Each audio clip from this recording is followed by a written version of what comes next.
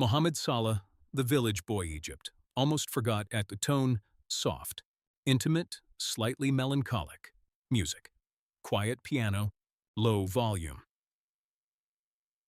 Imagine waking up before sunrise, not for school, but to catch a bus that will take you hours away from home, just for the chance to touch a football. No proper pitch waiting for you. No guarantee anyone will notice you. Only a dream, and the exhaustion of a journey most children would never survive. This was daily life for a boy from a small village in Egypt named Mohamed Salah. Pause for 2 seconds. Mohamed Salah.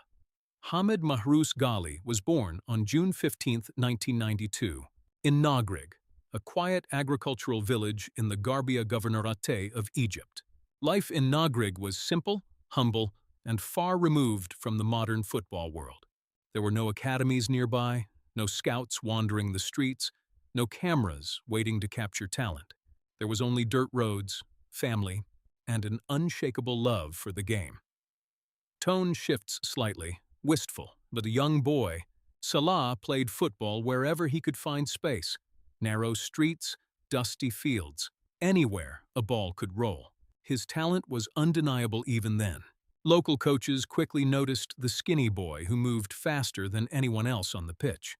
But raw talent in a small Egyptian village meant nothing if nobody outside that village ever saw it. Pause for 2 seconds. At just 14 years old, Salah was scouted to join a youth academy far from Nagrig. But far is an understatement. The distance between his village and the training grounds took hours to cross by bus, each way, every single day.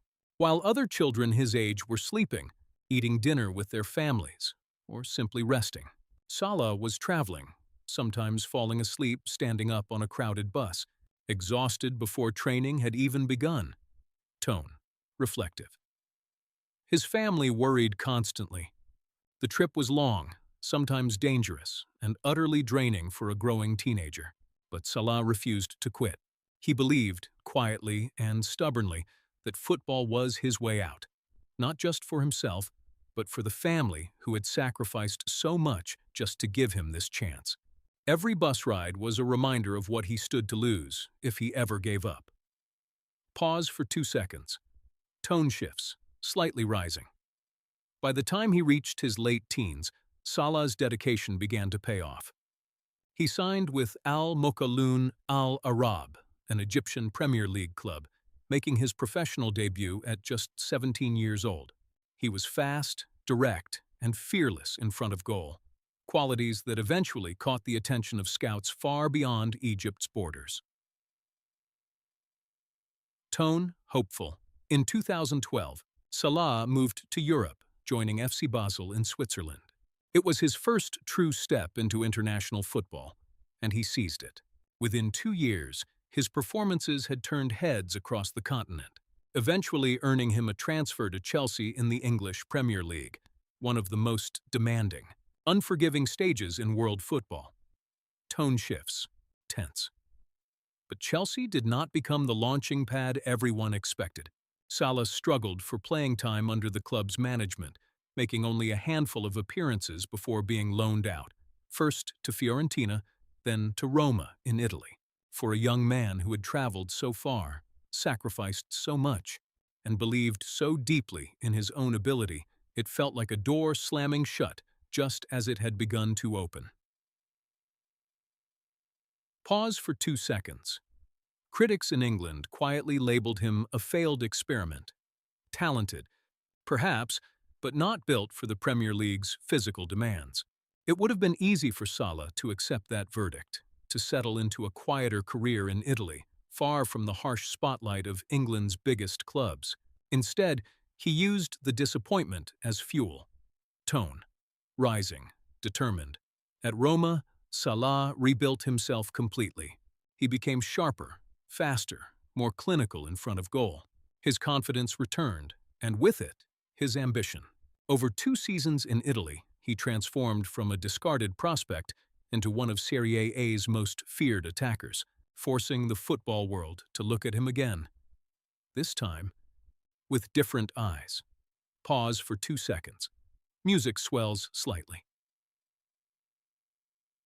In the summer of 2017, Liverpool made their move, signing Salah for a club record fee.